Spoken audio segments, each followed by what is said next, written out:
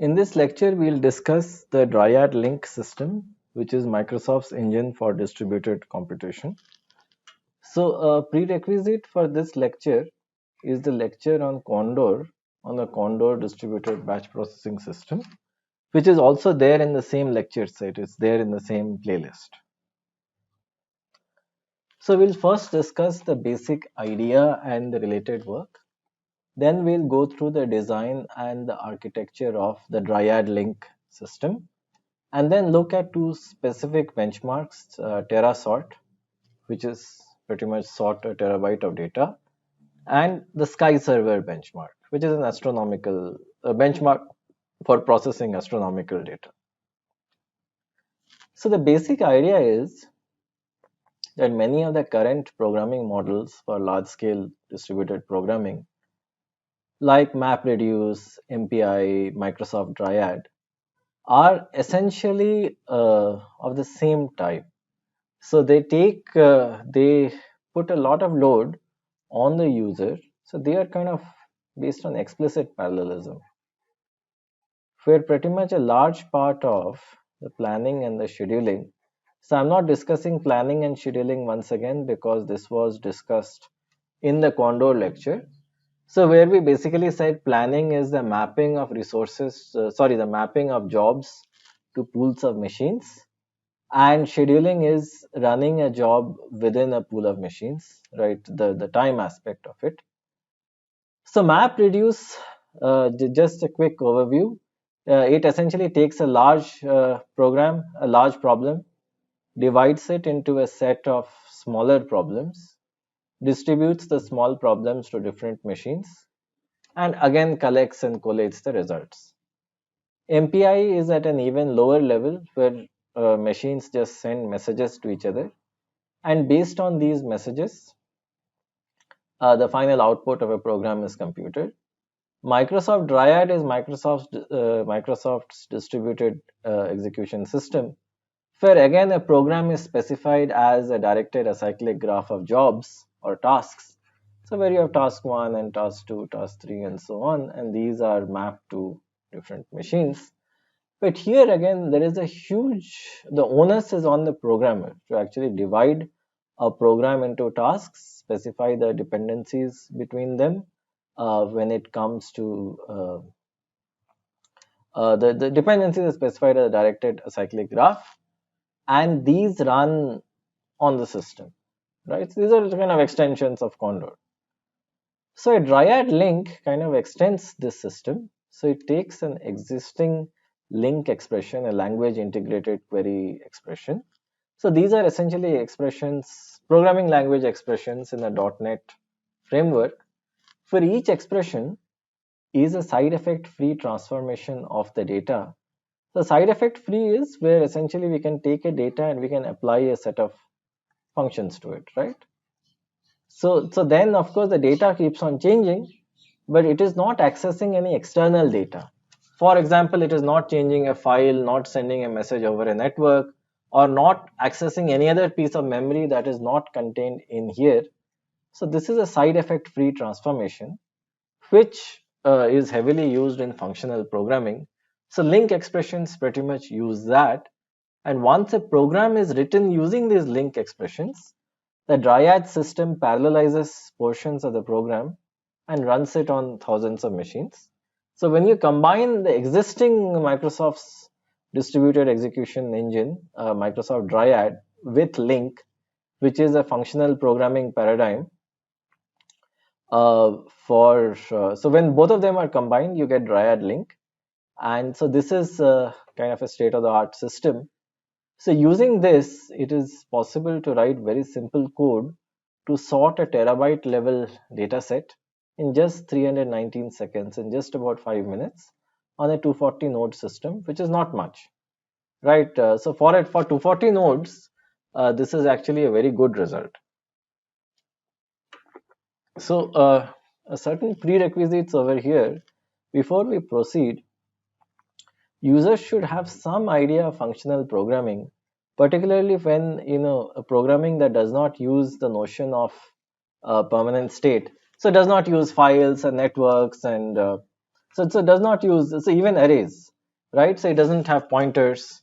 So where you simply have data and you just apply a set of functions to it. So the notion of functional programming should be clear. Otherwise, viewers will not be able to appreciate this lecture. So functional programming here, we are talking of languages like OCaml, ML, Scheme, and so on. And of course, they should have some idea of a distributed batch processing system where we have a large number of tasks. The relationships, the dependencies between the tasks are specified as directed acyclic graphs. And the lecture on Condor, which is there in the same playlist, would kind of set viewers up for what is coming in this lecture. So LINQ, as I mentioned, is language integrated query, which is a set of kind of imperative and declarative constructs in almost all of the .NET languages, which is C Sharp, F Sharp, and VB, Visual Basic. So there are some, so this is not purely functional because a pure functional language will not have many of the imperative directives. So it is kind of like semi-functional and imperative. So the imperative directives are, of course, you have variables, loops, and iterators and conditionals, for loops, if statements. They are there, and we have standard. So we have a heavy. So we have a very strong notion of types, a very strong notion of inferencing types. So these are very strongly typed languages, and we have functors. So I will not describe the background of functors, but I would request the readers to look up the Wikipedia articles on functors. And in general, treating functions as high-level objects, right? So treating functions as separate objects of their classes, this notion should be clear to viewers before they actually proceed. So a quick scan of these concepts on Wikipedia would set up users for the rest of the 28 slides in this talk. So a brief review of related work. So of course, we always have SQL as the gold standard to compare with. So in SQL also, we don't specify how something needs to be done. Rather, we specify what needs to be done. So let's say we want to read a table and then we want to order them. We don't actually work at the level of sorting the data. So we don't say use quicksort or merge sort, for example. So this is a declarative language where you pretty much tell SQL what needs to be done. And of course, SQL has automatic parallelization mechanisms where databases automatically parallelize the SQL queries. Or also we have variants of SQL known as parallel variants of SQL. After SQL, we had a large explosion of these big data programming languages.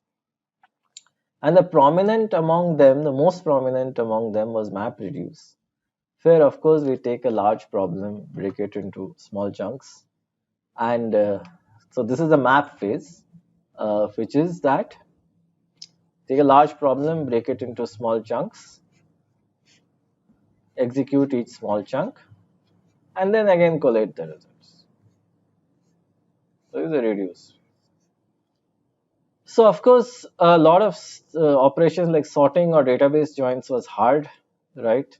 And so basically, so if you would see, two of the problems we have tried to describe over here from the paper are TerraSort and Sky Server, which essentially performs database joins.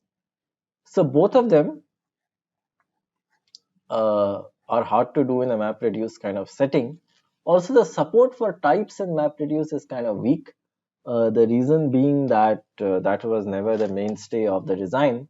So if there is any problem because of the wrong usage of types, for example, something is an integer on one machine and then it's read as a floating point on some other machine, there's actually no way to catch such errors. So then of course we have many domain specific implementations of MapReduce. So we have Sawzall, which is very popular. We have Pig, so that also was Yahoo's system, again very popular. And of course Facebook Hive, which is Facebook's rendition of MapReduce. So all of these are rather popular. So they use the same simplistic notion of a map and reduce kind of operation, and they are also a combination of declarative and iterative constructs, and they are inherently extensions of SQL. So in that sense, Dryad Link makes a marked departure and tries to do what Condor does to pretty much this area. So of course, this is, so as we had mentioned at the end of the Condor lecture, that Dryad Link is kind of a more modern avatar of Condor. So the first is that unlike MapReduce, which makes rather strong assumptions on the system, in this case the computation is not dependent on the nature of the underlying resources. So all the underlying resources are reasonably independent of the computation.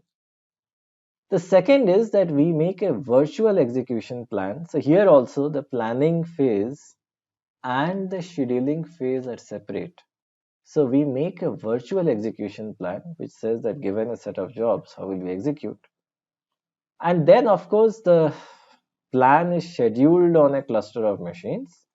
And in the cluster of machines, a lot of things can happen, right? A lot of dynamic changes can happen.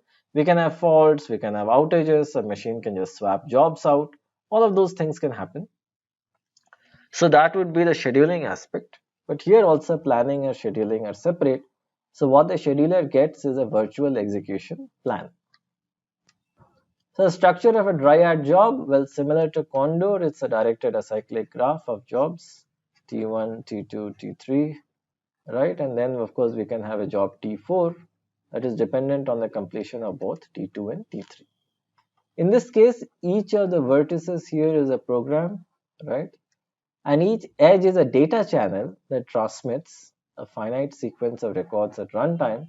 So T4 would get some data from T2 and some data from T3.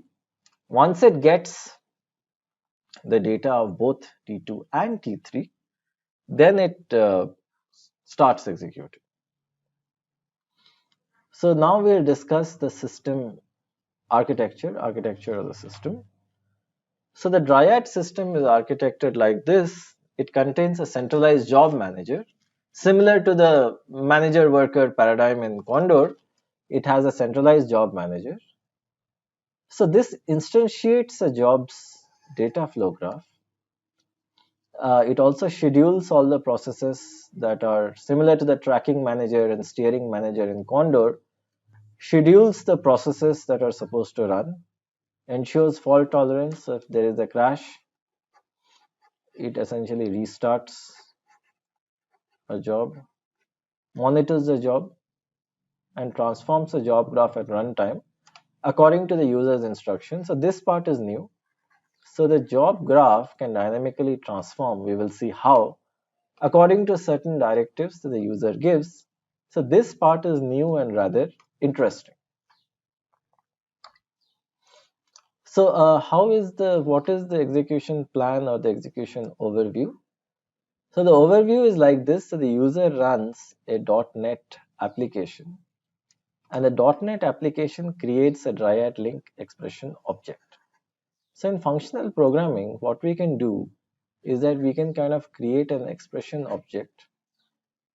So it is also possible to partially evaluate it in the sense that the function g will be evaluated on one machine, and then what will be sent to the other machine is f with the output of whatever g got and whatever g produced, and this can again be evaluated at some other machine. So partial evaluation is also tantamount to deferred evaluation, where for a sequence of actions we where each action is being represented by a function call, some of it is being evaluated immediately and some of it is being evaluated later, right? So let's say in this case we evaluate g immediately and evaluate f later. This is called deferred evaluation. So of course people who have studied functional programming would find this very easy to relate to, but for people who have not studied functional programming, I would definitely ask them to do a tutorial over here on Wikipedia or anywhere else, that talks about partial evaluation, right? So you evaluate something partially now and then defer the rest for a later point in time. So the application calls the method toDryad_table. So toDryad_table, what it does is that this method hands over the expression object to Dryad_link. So in this case, so this expression is essentially an expression of a data and what needs to be done with the data. So this entire thing is the expression object. So the Dryad_link system is given the expression object. Dryad_link compiles the expression and makes an execution plan. So in the execution plan, what it does is first it decomposes it into sub-expressions, smaller expressions. It generates the code and data for the different Dryad nodes. So of course, since we are talking of parallelization over here, the same work will be kind of divided and distributed across the nodes. So then for each of them, it may have separate code and data. For the separate code and data, whatever needs to be done over here, that is generated. And then similar to Condor, when data is being sent from a manager to a worker, we're using the same terminology. It is very well possible that this uses a big endian representation and this uses a little endian representation. So to ensure that data is transferred correctly, we actually need to make the transfer kind of independent of the exact notation. So this process is known also as serialization and deserialization, or it is also known as marshalling and unmarshalling. And once the data reaches there, all the workers need to work, and maybe let's say after that they send the data to one more worker. So this is like a synchronization point because it waits for all the other intermediate nodes to finish their work. So all of this code is automatically generated unbeknownst to the user. So all that the user actually gives Dryad_link is an expression, and everything else happens automatically, which is what? Which is decomposition into smaller sub-expressions, generation of code and data for the individual Dryad nodes, generation of serialization, deserialization, also known as marshalling and unmarshalling code, and the code to synchronize the data and code accesses across the nodes. So Dryad invokes a custom job manager to do all of this. So the job manager here creates a job graph. So the role of the job graph is to schedule and spawn the jobs. Each node in this graph executes the program that is assigned to it. And of course, when the program is done, it writes the data to an output table. So almost all the data in Dryad is stored in a tabular format. Recall Percolator and Google Bigtable. So the inputs also go via a table and outputs also come back via a table.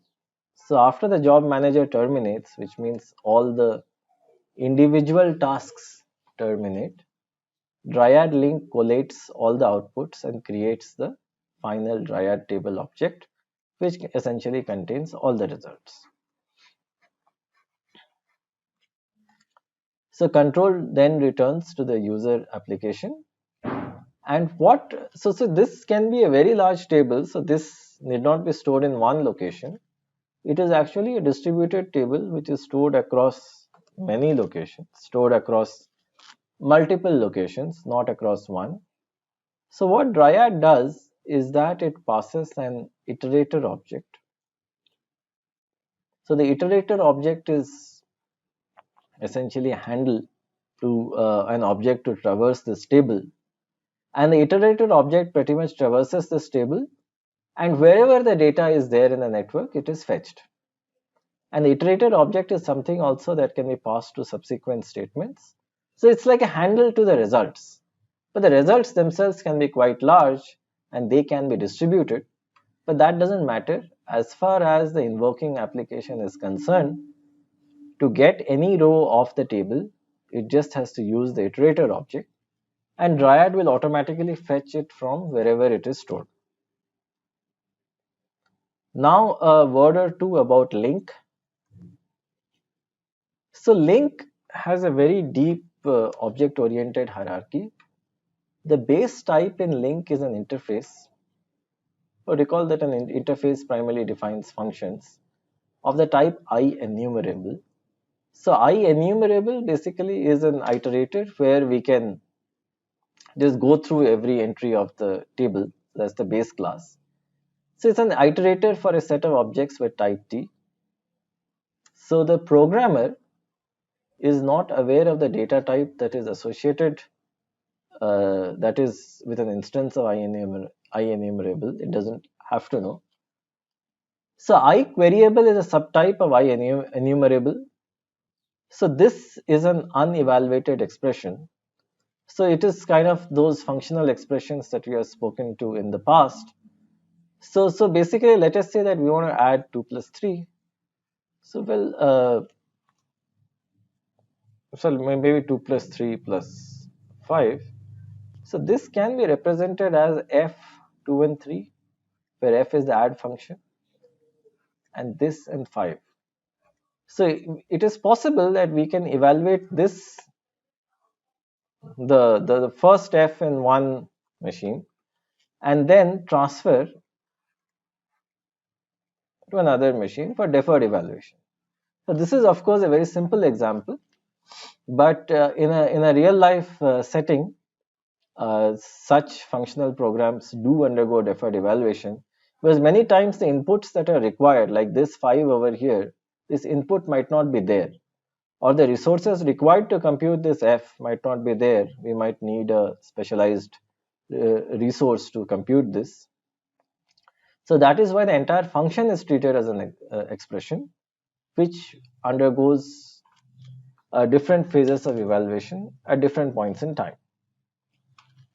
So to implement the iQueryable expression at runtime, it of course instantiates this and creates a concrete class. So what are the prereqs to understand what I just said? Well, the ideas of object-oriented programming have to be very, very clear, particularly in the context of .NET. So it should be clear what is a class, what is an interface, and how do you instantiate a class. So these are some of the basic fundamentals that I'm assuming before I go forward. So let me give an example of the LINQ SQL syntax. So let's say I were to join two tables, score triples and static rank.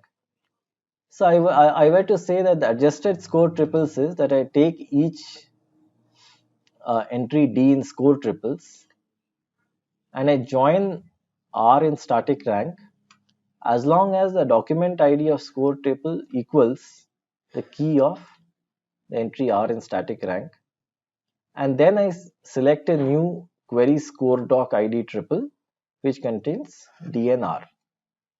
Furthermore, what I do is I take the adjusted score triples which are essentially DR, so which are essentially tuples of DNR, as long as D.doc ID equals R.key. So this is a regular database join, right? There's nothing great with this, but this is exactly the way that we will specify it in LINQ. And so then we can create a ranked queries, which means I take each S in adjusted score triples. Then I group the SS by, the S entries by the value of the query S dot query into G.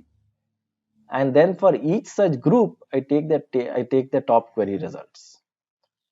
So as you can see, this is not very different from a regular SQL syntax. So this is a LINQ SQL syntax example, which is an extension of LINQ to model SQL. So the moment that such a query is given to the Dryad system, it internally breaks it into expressions and sub-expressions. And as we just discussed, there is a complicated compiler chain that instantiates code and data, creates code data tuples that are sent to the individual machines that run parts of this query. So again, the same thing can be done with object oriented. So basically, sorry, this should be link, LINQ. Sorry about that. And so here the idea is that instead of using an SQL like syntax, we can use an object oriented programming like syntax.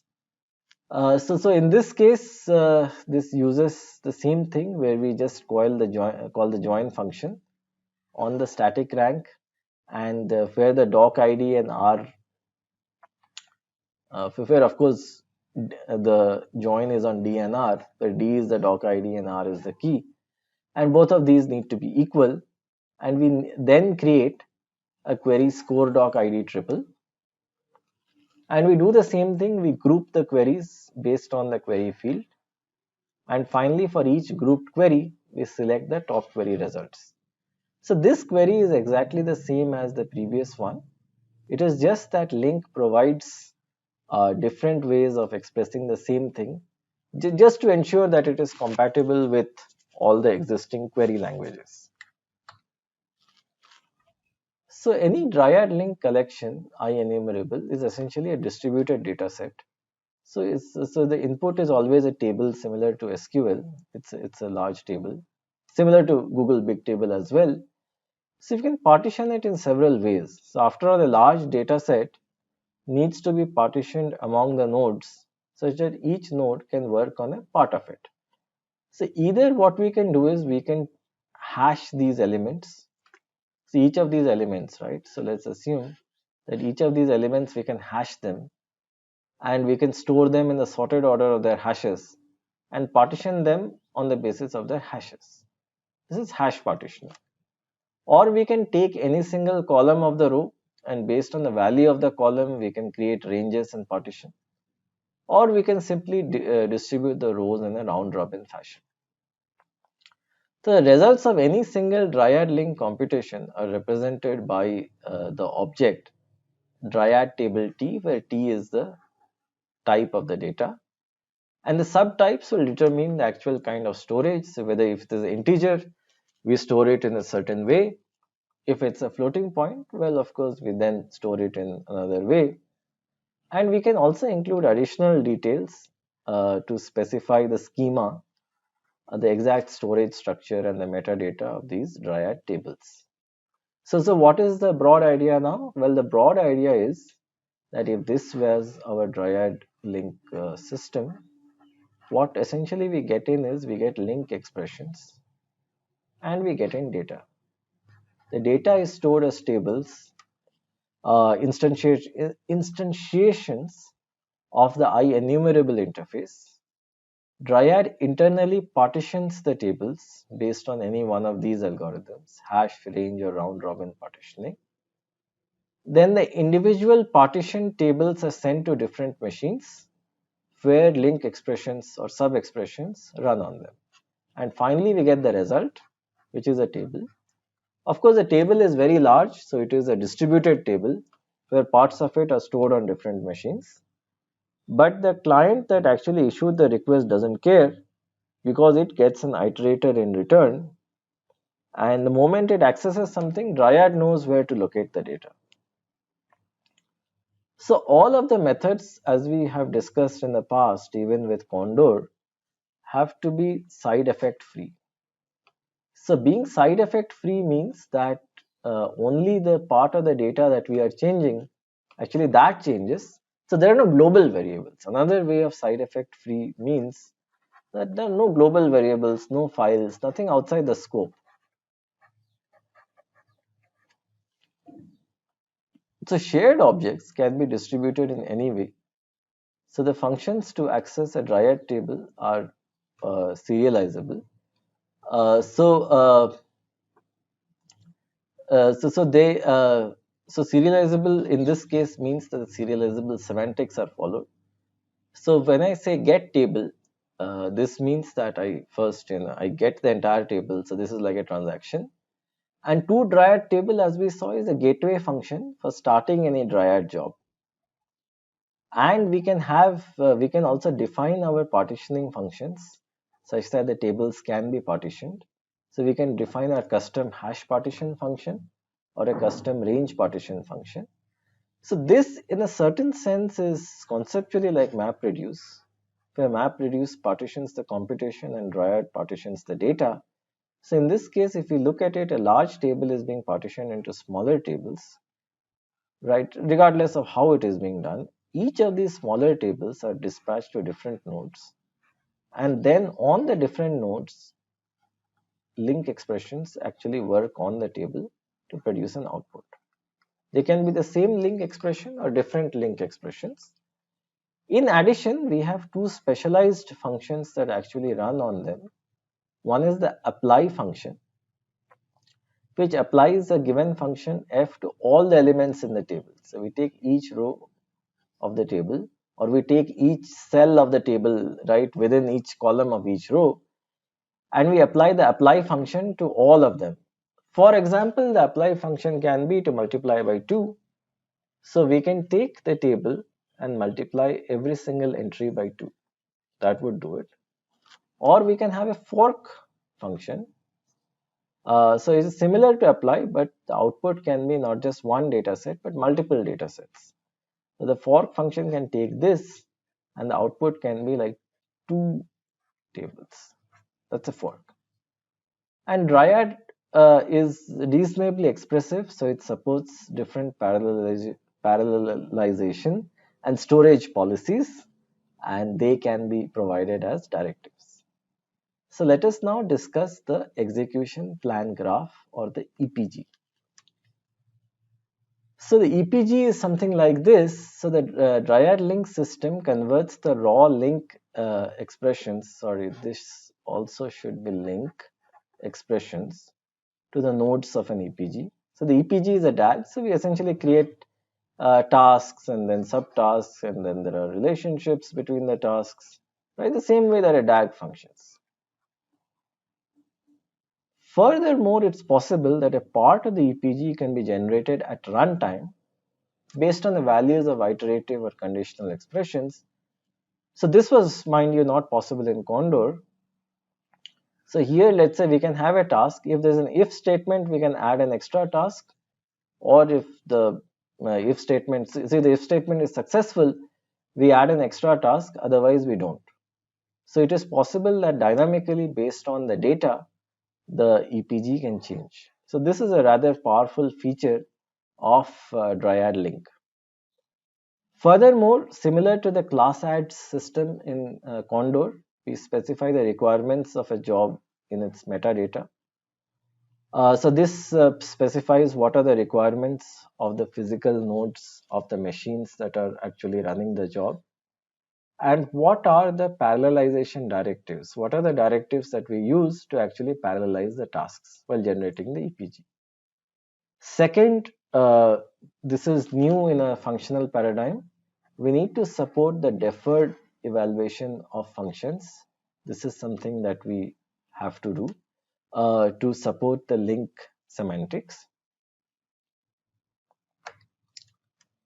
So there are several kinds of static optimizations that we can do. So these are not dynamic optimizations. These are essentially compile time optimizations that we can do.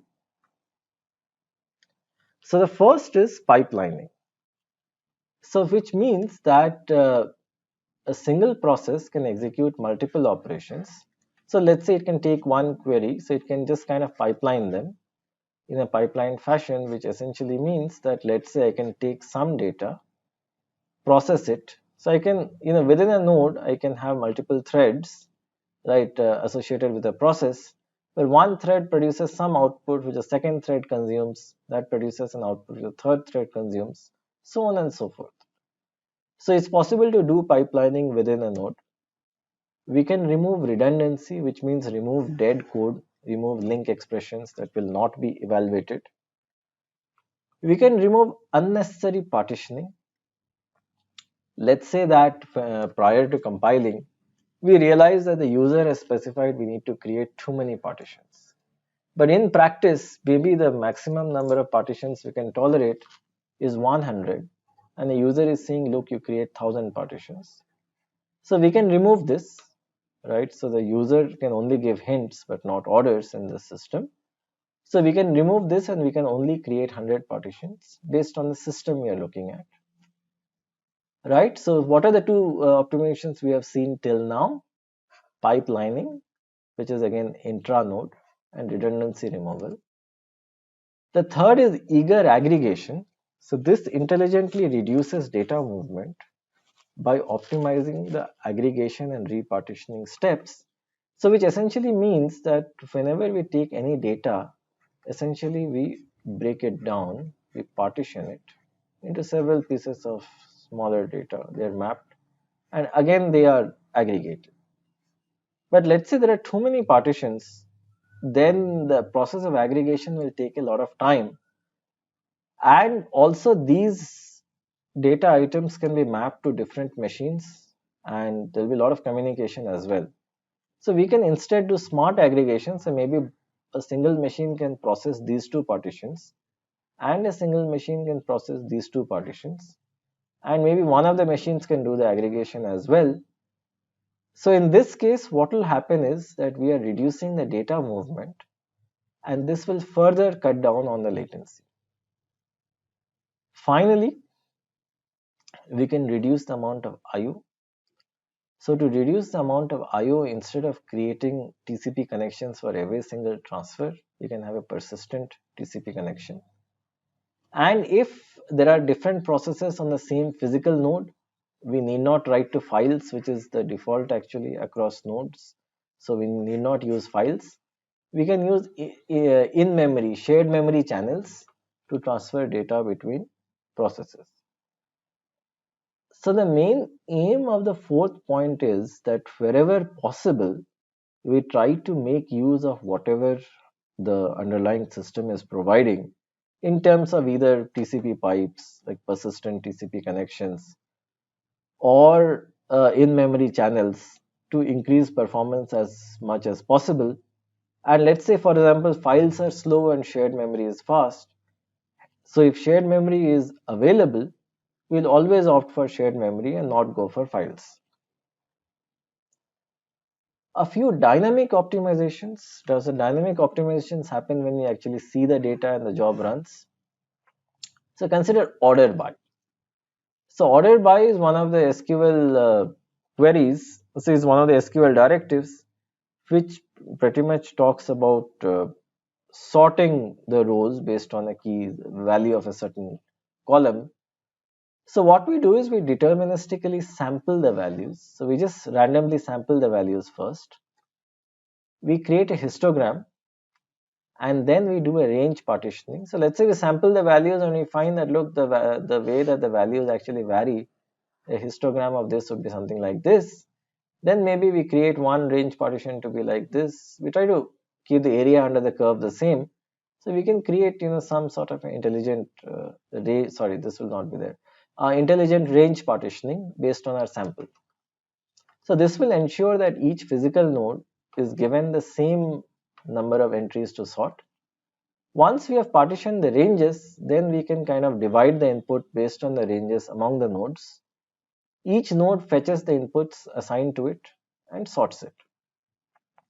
So clearly we can also pipeline these two actions of fetching the inputs and sorting them. So this can be done. And so this is one example where we need to see the values at runtime and then first, so this is exactly how TerraSort was implemented. First do sampling to give an idea of what are the range of values. From the histogram, we figure out a range partition. We perform a range partition on the table of data. We assign a range to each node. So the node basically fetches data and simultaneously sorts whatever it has fetched. So this can be pipeline. So this is an example of a dynamic optimization that is performed in the Dryad link system.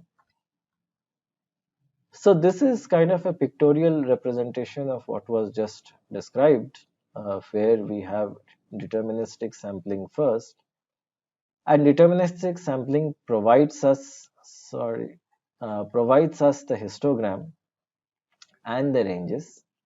Based on that, we allocate a range to each node, and it pipelines the fetch and sort. So the EPG over here is a virtual execution plan, and Dryad link has to dynamically generate code for each EPG node.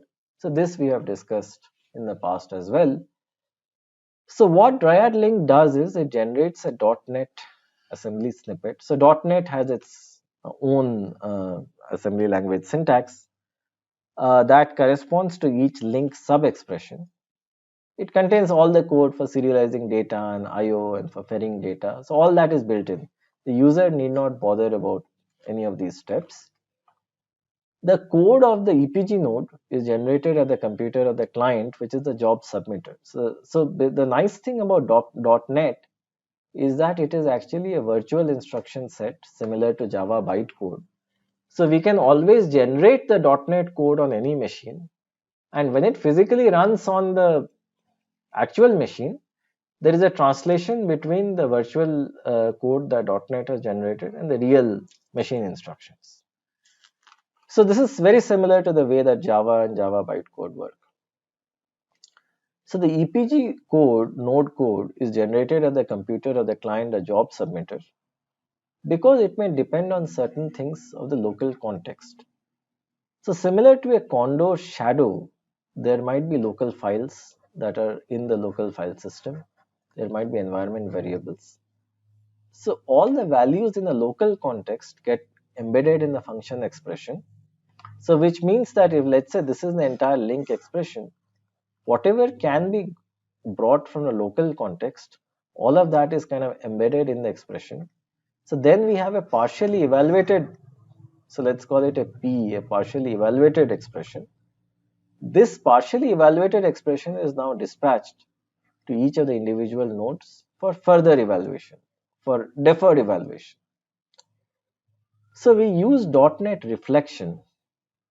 So .NET reflection is basically, so reflection is a general concept and it had come in Java a long time back. So in this context, actually the .NET virtual machine takes a look at each class or takes a look at all the libraries and finds all the libraries that it is dependent upon. So those dependencies will have dependencies. So the transitive closure is pretty much the set of all the libraries that, let's say there's library A, all of the libraries that it is dependent upon, all of the libraries that they are dependent upon, so on and so forth, till we have captured the entire set. So the EPG code and all the associated libraries are shipped to the cluster computer for remote execution. So this is a marked departure from what Condor does in this situation. So Condor actually sets up a channel between the sandbox and the shadow, such that if the sandbox needs something which the remote machine does not have, so then the sandbox in Condor would actually send a message to the shadow saying that, look, I need this. The primary reason being that these are actually separate setups, and the notion of deferred evaluation was not there. So, and also the network speed those days was slow. And also the other thing is that maybe they use different versions of an OS. Any code over here would actually not run over there and vice versa. But because of the fact that .NET, like Java, is a virtual ISA, so it is very portable across all kinds of machines. The network is fast.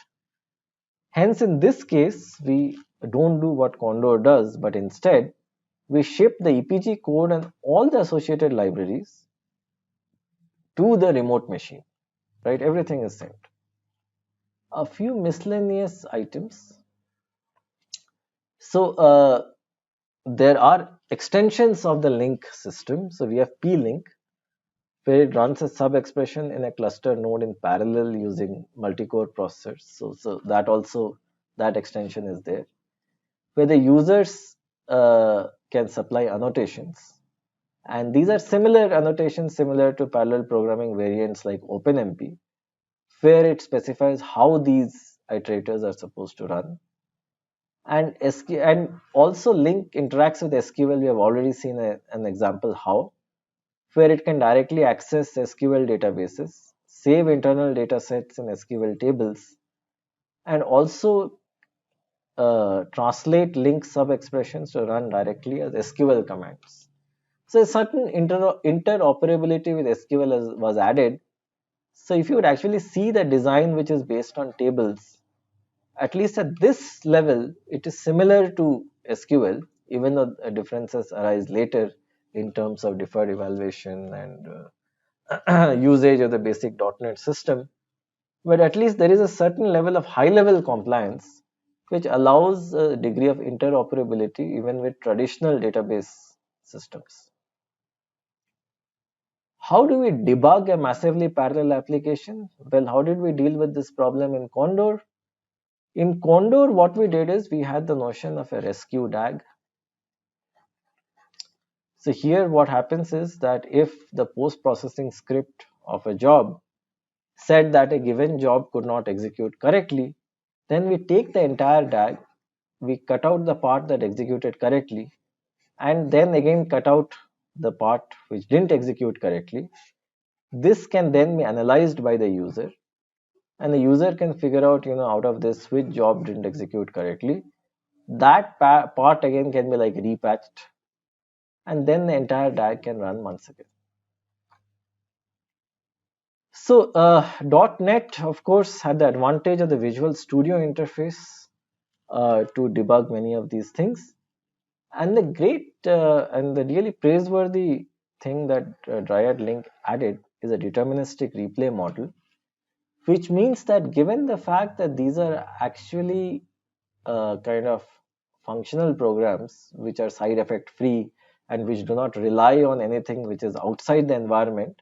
So essentially, if you look at any link sub expression, it's like a program where all of the inputs are specified. So every time that you run this program, regardless of wherever you run it, because .NET, like Java, is provides a degree of platform independence, if the inputs remain the same, the output has to remain the same. This means that we can, let's say that a given job, a given task failed on a remote node, we can then bring it back to the client machine. We can provide it the same inputs which it got on the remote node, and we can essentially debug it line by line and see exactly what happened. So we can pretty much replay the entire execution event by event, right? And view the outputs on the local machine, figure out what went wrong, fix it, and send it back. So this is the advantage that there is no non-determinism in the execution, which is actually there in other frameworks like MPI and so on. And non-determinism would only crop up if this would depend on something which is not really an input but produced by some other task at an intermediate halfway state. And then depending on the latency of the network, the execution can be non-deterministic. It can either get a certain event or not get a certain event. The time of getting it also matters. So all of this has been avoided. So this is simply a link sub expression. It is given a set of inputs, right, fully or partially evaluated, and then for the same set of inputs, the output will be the same, the behavior will be the same on all machines that support .NET. And so this has taken care of the performance, sorry, of the debugging aspect very well. So along with correctness debugging, we can also have performance debugging where we collect detailed execution profile information. For example, it is possible that a given job runs very slowly. So to actually fix that, we can collect detailed runtime statistics to figure out why a job ran slowly. And then from the information, maybe we can find out why. So the execution setup, it was a 240 computer cluster. Each node contains two AMD Opteron nodes, which are server processors. 16 gigabytes of main memory, which was okay, which was considered good 10 years ago. The first was TeraSort, where we sought a terabyte-sized data set. And so essentially the idea here was that, so of course it's a terabyte when we consider 240 nodes. Otherwise, if we consider n nodes, it is 3.87 gigabytes per node. So the way that they did the experiment is that they considered a terabyte of data for 240 nodes, but they also considered 100 nodes, 50 nodes, and so on. See, the number of nodes is n, the data was scaled accordingly. So it was 3.87 n. So the first, so as we discussed, TerraSort. So TerraSort, the execution time, so again the data was kept constant per node. So when you had a single machine, the execution time was 120 seconds. And it quickly jumped to 250 seconds, and kind of the execution time was like an asymptotic behavior, with it kind of saturating at 320 seconds. And of course, at one point with 240 nodes, the data was 1 terabyte. So the reason for this, asymptotic behavior, so of course the starting point is not 0, it is 120, is that as we add more nodes, there are more overheads in terms of EPG compilation, dispatching the inputs and the code to different nodes, network delays, switch delays, and so on. But still, it's not that bad, given that from 1 to 240 machines, the execution time just increased by around 2.6, 2.7 times, right? It didn't triple. And sorting a terabyte size data within 5 minutes with rather simple code with the partitioning mechanisms that we have discussed is genuinely praiseworthy. The other was a Sky Server benchmark, which contains a lot of astronomical data. There were, so it was a three-way join for two tables. One was 11.8 gigabytes, the other size was 41.8 gigabytes, and the number of machines was varied from 1 to 40. So the speed up increased. So they compared this with a baseline Dryad system that does not use the link expression, does not use this mechanism, but just uses the basic distributed framework. So of course the speed up was much higher with Dryad when it increased from 1 to 24, sublinearly of course. And this went down from 24 to 19 in the case of Dryad Link. But well, if you think about it, it's not that bad, given all the automatic things that Dryad Link actually does, and how much it makes programming easier for us. So the paper that describes the Dryad Link was published in OSDI 2008, around 12 years ago. So for those days, these were fantastic results. So now, of course, because of an improvement in hardware, the results have become better, no doubt. But the important point is that for leveraging a cluster of heterogeneous machines, we need systems like Condor, of course, which was like, which saw its heydays from 1990 to let's say 2005. And then, of course, the Dryad Link kind of system. And now, of course, we have many more systems. So Condor did spawn a large number of other projects like LSF and Load Leveler and so on, which are still heavily used in companies. And Dryad Link has also also spawned a large number of similar projects where we are talking of really expressive mechanisms of describing a parallel execution, and the underlying framework actually does a lot for us, and that too automatically. So this is a continuing area of research, because along with regular processors we have GPUs and accelerators and so on. And so then for GPUs, of course, we have OpenCL, which is not exactly distributed, but this is kind of in that direction.